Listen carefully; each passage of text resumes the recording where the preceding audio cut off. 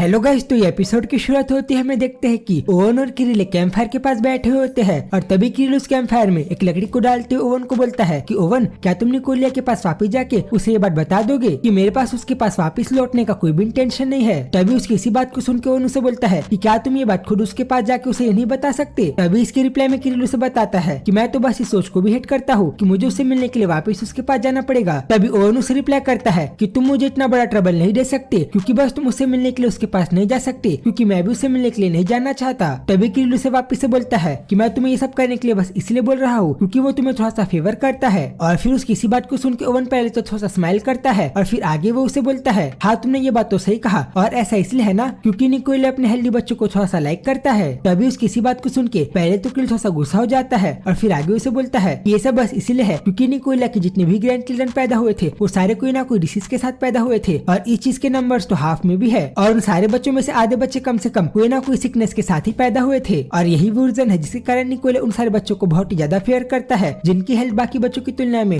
थोड़ी सी ज्यादा अच्छी है, और जो बच्चे बहुत ही ज्यादा अच्छे हेल्थ के साथ पैदा हुए हैं। और मैं भी उन्हीं सारे बच्चों में से एक एग्जाम्पल हूँ जो कि लीवर की प्रॉब्लम के साथ पैदा हुआ था, और यही वो रीजन है जिसके कारण मेरे बायोलॉजिकल फादर बॉब ने डिसाइड किया था कि वो मेरी हेल्थ को ठीक करने के लिए मुझे अपने दूसरे बच्चे का एक लीवर ट्रांसप्लांट कर देंगे जो कि उनने पैदा किया था एक दूसरी लड़की के साथ एक्स्ट्रा मैरिटल अफेयर करके। और ऐसा वो इसलिए करना चाहते थे ताकि उन्हें प्राउड फील हो एक ऐसे बच्चे को अपने फादर के सामने प्रेजेंट करके जिसकी हेल्थ बहुत ही ज्यादा अच्छी है, और ऐसा करने से उन्हें ये फायदा भी होगा कि वो अपने फादर इन लॉ निकोलिया के सामने बहुत ही ज्यादा पॉजिटिव फील कर पाएंगे। और भले ही बॉर्फ इस ऑर्गेनाइजेशन के one of the most powerful executive हो, पर उनमें अभी भी इतना दम नहीं है कि वो अपने फादर निकोलिया की अथॉरिटी को चैलेंज कर पाए। और हाँ, ऑफ कोर्स मैं ये नहीं चाहता कि मुझे मेरे हाफ ब्रदर का लीवर ट्रांसप्लांट हो, और ये चीज बहुत ही ज्यादा सेल्फिश भी है, बट स्टिल जैसे ही मुझे ये सारी चीजें समझ में आई कि भला मेरी पीठ के पीछे क्या हो रहा था, आखिरी में मैं अपने फादर की बात को ना मानते हुए मैं उनके पास से भाग गया था। और फिर आगे वो ओवन को ये सारी चीजें बताते हुए उसे बोलता है कि और अगर तुम भी हेल्दी नहीं होते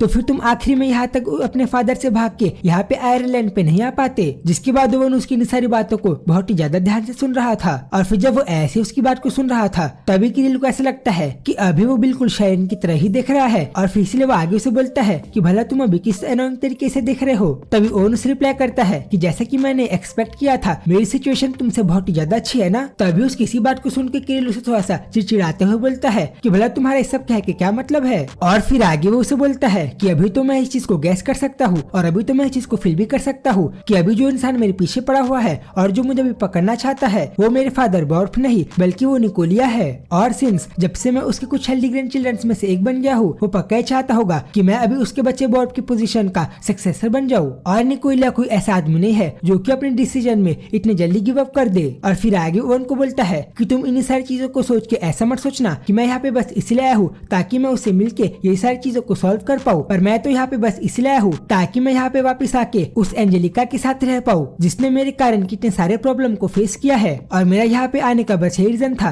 ताकि मैं उसके साथ बहुत ही ज्यादा अच्छे से रह पाऊँ। और अभी तो मुझे ऐसा फील हो रहा है कि अगर मुझे मौका मिला कि अगर मैं उस निकोलिया को ठिकाने लगा पाऊँ तो मैं इस अपॉर्चुनिटी का फायदा भी उठा लूंगा। तभी उसकी इन सारी बातों को सुन के ओवन उसे बोलता है कि अभी तो मुझे तुम्हें देख के ऐसा लग रहा है कि अभी तुम तो मेरे उन कुछ डॉग्स की तरह बिहेव कर रहे हो जिन्हें अगर टेबल से नीचे एक मीट का टुकड़ा गिरते हुए दिखाई देता है तो वो लोग जल्दी से पलक झपकते हुए उसे पकड़ने का ट्राई करते हैं। पर फिर तभी आगे किरिल उसे बोलता है कि क्या उस वुमेन को पता है कि भला उसके भाई किसी कोने के पीछे का रीजन क्या है। तभी वो उसे रिप्लाई करता है कि जब तुम्हारा इस मामले में कोई भी लेना देना नहीं है और तुम्हारा इस चीज में कोई भी बिजनेस नहीं है तो फिर तुम अपने मुंह में थोड़ा सा ध्यान दो कि भला तुम क्या बात कर रहे हो किरिल। और मैंने तो शायरन को पहले से उसके भाई के बारे में आधा सच बता दिया है, और उसे तो ये भी पता है कि निकोलिया अपने उन सारे बच्चों को कहीं ना कहीं इक्वल ही ट्रीट करता था, भले ही वो उसे अपने एक्स्ट्रा मैरिटल अफेयर से पैदा हुए हो या फिर ना हुए हो। पर है ये बात भी सच है, वो उन बच्चों को थोड़ा सा ज्यादा फेवर करता है जिनकी हेल्थ बाकी बच्चों की तुलना में थोड़ी सी ज्यादा अच्छी है, और भले ही ये सब चीजें उसे फायदा करे या फिर ना करे वो बच्चा अभी मेरे प्रोटेक्शन के अंदर है, इसलिए मैंने उसे पहले जो भी चीजें बताई है वो सारी चीजें अब कम्प्लीटली गलत नहीं है। जिसके बाद उसकी इन सारी बातों को सुन के पहले तो किरिल बहुत ज्यादा शॉक हो जाता है। तभी आगे ओवन उसे बताता है कि अभी तो मुझे ऐसा लग रहा है कि वो बच्चा अभी यूरी के साथ है।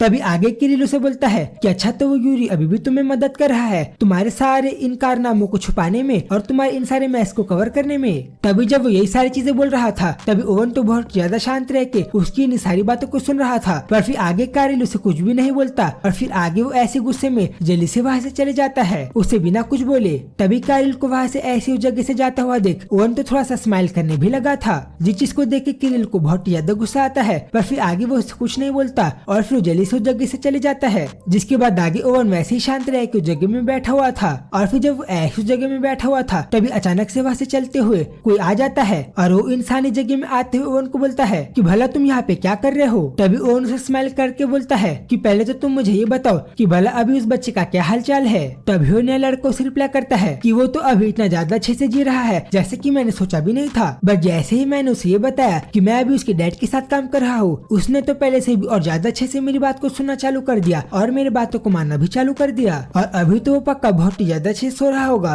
और तभी हमें देख पाते हैं कि शायद से लड़का और कोई नहीं बल्कि यूरी था। और फिर आगे उसे बताता है बट स्टिल हमें भी थोड़ा सा और ज्यादा वेट करना पड़ेगा जब तक उसके मेडिकल के रिजल्ट थोड़े से ज्यादा अच्छे नहीं आ जाते। तभी इस पे वो उसे रिप्लाई करता है अच्छा ऐसा है क्या। और अभी तो पवेल पहले से भी और भी ज्यादा डेस्परेट है उस बच्चे के हेल्थ कंडीशन के बारे में जानने में। तभी वो पर्सन उसे रिप्लाई करता है कि अभी तो शायद से उसे अपने बच्चे के बारे में भी नहीं पता है, इसलिए ये चीज तो और भी ज्यादा नॉर्मल है कि अभी वो कितना ज्यादा फ्रीक आउट कर रहा है और अभी वो अच्छे से नहीं रह पा रहा क्योंकि उसे अपने बच्चे के बारे में कुछ भी नहीं पता है। और वो तो पहले से मेड श्योर करता था कि वो जिस भी वुमेन के साथ रात में बहुत ही ज्यादा अच्छे से नाइट स्पेंड कर रहा है वो गलती से प्रेग्नेंट ना हो जाए, इसलिए जल्दी से उसका एबॉर्शन करा देता था। और अगर कहीं गलती से वो लड़की उसके इस बातों को मानने से रिफ्यूज कर दे तो वो तो इस चीज के बारे में भी ध्यान देता था कि वो इस मामले को जल्दी से सुलटा दे ताकि इस दुनिया को निकोलिया के इन करतूतों के बारे में कहीं गलती से भी पता न चल जाए। तभी उसकी इसी बात को सुन के ओवन उसे थोड़ा सा गुस्से में बोलता है कि मुझे तो जल्दी से उसकी हड्डियों को ही तोड़ देना था ताकि वो उन सारी चीजों को और भी ज्यादा ना कर पाए। तभी वो नया पर्सन उसे वापस रिप्लाई करता है कि तुम इन सारी बकवास बातों को बोलना छोड़ दो और भला भी तुम ये सब क्या नॉनसेंस बात कर रहे हो और क्या तुम्हें पता नहीं है कि निकोलिया तो इन सारी चीजों से बहुत ही ज्यादा आसानी से डील कर सकता है। और क्या मुझे तुम्हें वो बात वापस याद दिलाना पड़ेगा कि जब मैंने तुम्हें उसके पास लाने में थोड़ा सा देर कर दिया था तब उसने मुझे कितना ज्यादा स्कोल्ड किया था और तब उसने मुझे कितना ज्यादा नुकसान पहुंचाया था। तभी उसकी इन सारी बातों को सुन के ओवन उसे बोलता है तो फिर भला हमें आगे क्या करना है और अब भला हम आगे क्या कर सकते हैं। तभी जल्दी से वो नया पर्सन उसे बोलता है तुम भला सब क्या कह रहे हो, अभी हमारे पास बस एक ही ऑप्शन है कि हमें वापस उसके पास जाना पड़ेगा। और फिर आगे वो उससे पूछता है कि तो फिर भला अभी उस वुमेन का क्या हाल चाल है जो कि अभी तुम्हारे साथ थी। तभी ओवन उसे बताता है कि अभी वो पक्का से सो रही होगी, जिसपे वो बोलता है कि अच्छा ऐसा है क्या और क्या अभी तुम इस बात को जान के थोड़ा सा सेटिस्फाइड हो गए हो कि उस वुमेन को पहले थोड़ा सा ड्रिंक करने की एडिक्शन थी। तभी वो उसे रिप्लाई करता है कि हाँ तुमने सही कहा और अभी तो मुझे ऐसा लग रहा है कि अभी तो मैं उसकी इन सारी आदतों में थोड़ा सा गिर भी गया हूँ और अभी तो मुझे उसकी ये डार्कनेस भी अच्छी लग रही है। और इन सारी चीजों से तो ये भी पता चलता है कि वो लड़की कोई ऐसी लड़की नहीं है जो कि एकदम आसानी से किसी भी चीज को छोड़ दे।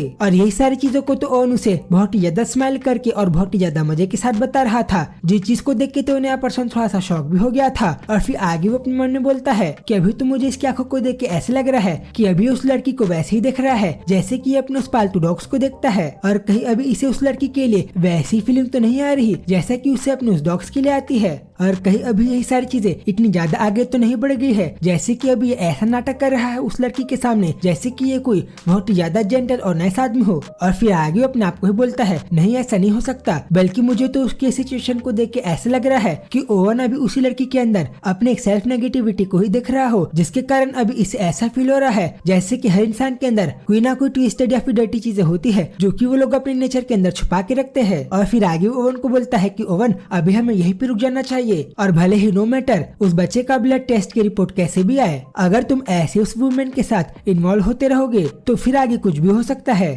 इसलिए ओवन तुम्हें मुझे जल्दी उस बच्चे के हेल्थ की रिपोर्ट के बारे में बताना पड़ेगा। जैसे उस बच्चे के हेल्थ के वो रिपोर्ट्स बाहर आते हैं तभी ओवन उसे आगे बोलता है कि वो लड़की मेरे पास उस बच्चे के साथ ही आई थी, इसलिए मुझे उसका ध्यान और केयर करना ही पड़ेगा। तभी जब ओवन उस पर्सन को ये सारी चीजें बोल रहा था वो आदमी तो अपने मन में ही हैरान होकर सोचने लगता है कि कहीं ओवन अभी उस लड़की से बहुत ही ज्यादा ऑब्सेस्ड तो नहीं हो गया है और कहीं अभी उसे वो लड़की और भी ज्यादा अच्छी तो नहीं लगती। और अभी तो मुझे इसे देख के ऐसा बिल्कुल भी नहीं लग रहा जैसे कि ओवन उस लड़की को अभी पहले की तरह एक खिलौने की तरह देख रहा हो, जैसे कि वो उसके साथ बस खेल ही रहा है। और अगर गलती से निकोलिया को इन सारी चीजों के बारे में पता चल गया तो फिर मुझे नहीं पता कि भला वो आगे इसके साथ क्या क्या कर सकता है। जिसके बाद जब वो यही चीज को सोच रहा था तभी ओवन उसे बोलता है कि यूरी अब यहाँ से आगे तुम्हें इस चॉइस को लेना ही पड़ेगा कि भला तुम अब यहाँ से आगे निकोलिया के साइड में हो या फिर मेरे, और भला भी यहाँ से आगे तुम्हारे पास किसका साथ देने में ज्यादा चांसेस है कि तुम आगे और भी ज्यादा अच्छे से लाइफ को जी पाओगे, मेरे या फिर निकोलिया के साथ। जिसके बाद जब ओवन उसे ये चीज बोलता है तभी पहले तो यूरी उसकी इसी बात को सुन के बहुत ज्यादा हैरान हो जाता है और फिर आगे उसे बोलता है कि ऑफ कोर्स मैं तुम्हारे साथ ही हूँ, क्योंकि मुझे ये चीज बहुत ज्यादा अच्छे से पता है कि तुम ही वो इंसान हो जो कि मेरे बारे में जेन्युइनली केयर करते हो और तुम जेन्युइनली मेरे बारे में सोचते हो कि मैं भला कैसे अच्छे से लाइफ को जी सकता हूँ। तभी उसकी इसी बात को ओवन भी बहुत ज्यादा ध्यान से सुन रहा था और फिर आगे ओवन यूरी की तरफ अपने हाथ को आगे बढ़ाता है जैसे कि वो उसे इनडायरेक्टली अपने पास आने के लिए बोल रहा हो। जिसके बाद उसे ऐसे ही करता हुआ देख यूरी भी थोड़ी देर के लिए शांत हो गया था और फिर आगे वो बिना टाइम वेस्ट किए अपने जगह से उठता है और फिर आगे वो जल्दी से ओवन के पास जाके बैठ जाता है और फिर आगे वो ओवन के हाथ को बहुत ही ज्यादा प्यार से भी पकड़ लेता है जैसे कि वो उसे इनडायरेक्टली ये बता रहा हो कि अभी वो बहुत ज्यादा अच्छे से ओवन के साइड में ही है और अब आगे से वो ओवन के साइड में ही रहेगा उसकी मदद करने के लिए और उसके साथ रहने के लिए। जिसके बाद आगे जब वो ऐसे ओवन के पास घुटनों में झुक के बैठा हुआ था तभी ओवन भी उसे बहुत ज्यादा अच्छे से देखता है और फिर आगे ओवन ने तो अभी बहुत ज्यादा प्यार से यूरी के फेस को भी पकड़ लिया था जैसे कि वो उसे इनडायरेक्टली कह रहा हो कि वो यहाँ से आगे यूरी का भी बहुत ज्यादा अच्छे से ध्यान रखेगा। और तभी हम ये भी देख पाते हैं कि अभी ओवन अपने मन में कुछ ना कुछ तो सोच ही रहा है और अभी वो कुछ ना कुछ तो आगे की प्लानिंग कर ही रहा है। इसलिए अगले सीन में ओवन थोड़ी सी ज्यादा डेडली स्माइल भी करने लगा था और फिर आगे ओवन किसी स्माइल के साथ चैप्टर पे खत्म होता है। और अब आगे स्टोरी में क्या होगा इस चीज को हम लोग नेक्स्ट एपिसोड में देखेंगे। तो फिर उसी वीडियो को देखने के लिए आप लोग इस चैनल को सब्सक्राइब कर दो। तो फिर मैं जल्दी मिलूंगा उसी वीडियो में, तब तक के लिए बाय बाय।